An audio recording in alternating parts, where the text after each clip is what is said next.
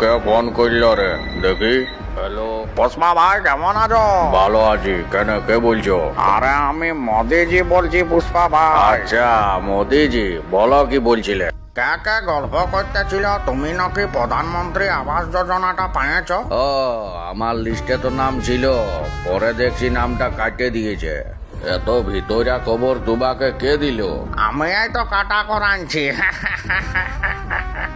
আমি যখনই শুনেছি তুমিও ঘর পেয়েছ, তখনই আমি পুরা চেক করতে বলেছি। আসলে তোমার মোটর সাইকেল আছে না? আগে বলতে পারতেন না মোদিজি, আমি মোটর সাইকেলটা লোকের ঘরে লুকায় রেখে দিতি। এমনিতেও মোটর সাইকেলটা আমার নামে নাই, চুরির মোটর সাইকেল বটে। ভাগ্যে আমি চেক করতে পুলিশ পাঠাই নাই। শোনো পুষ্পা ভাই, মাটির ঘর হতে হবে, সিমেন্ট থাকলে ঘর পাবে নাই। এখন মাটির ঘর খুঁজা পাবে নাই, অল্প স্বল্প সিমেন্ট চিটা থাকবে কে?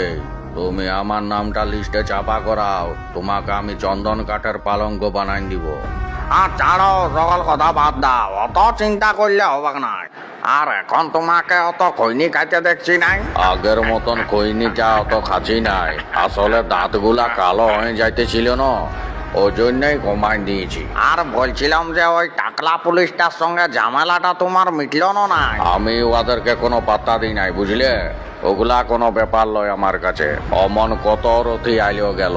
ও কি তাহলে ট্রান্সফার নিয়ে নিয়েছে? আমি কি করে জানবো সেটা? হ্যাঁ, তো তাইলে ঠিকই আছে, বুঝতে পারলে। তবে ফোনটা রাখার আগে একটা ডায়লগ যদি শোনাই দিতে খুব খুশি হইতাম আমি। আমি ডায়লগ গুলা সব ভুলে গেছি, তুমি তো সব ডায়লগ গুলাই জানো। আজকে তোমার মুখে একটা ডায়লগ শুনবো।